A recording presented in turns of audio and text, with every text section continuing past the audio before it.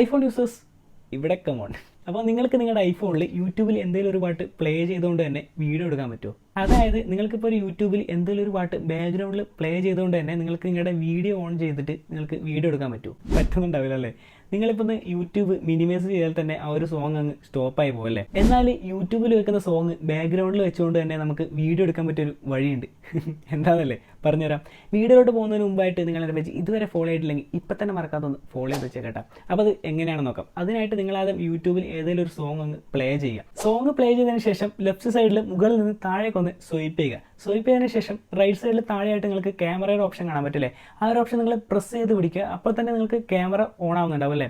അതിനുശേഷം ക്യാപ്ചർ ബട്ടണിൽ ഒന്ന് പ്രസ് ചെയ്ത് പിടിച്ചിട്ട് റൈറ്റിലേക്ക് ഒന്ന് സ്വൈപ്പ് ചെയ്യുക. ഇത്രയും ചെയ്ത് കഴിഞ്ഞിട്ടുണ്ടെങ്കിൽ യൂട്യൂബിൽ ബാക്ക്ഗ്രൗണ്ടിൽ ആ ഒരു പാട്ട് പ്ലേ ചെയ്യുകയും ചെയ്യും. അതുപോലെ തന്നെ നിങ്ങൾക്ക് വീഡിയോ എടുക്കാനും പറ്റും. വീഡിയോ എടുത്തതിന് ശേഷം നിങ്ങൾ ആ വീഡിയോ ഒന്ന് പ്ലേ ചെയ്ത് നോക്കിട്ടാ. ആ ഒരു വീഡിയോയിൽ നിങ്ങൾ യൂട്യൂബിൽ പ്ലേ ചെയ്ത ആ ഒരു സോങ് കൂടി ആഡ് ആയിട്ടുണ്ടാവും.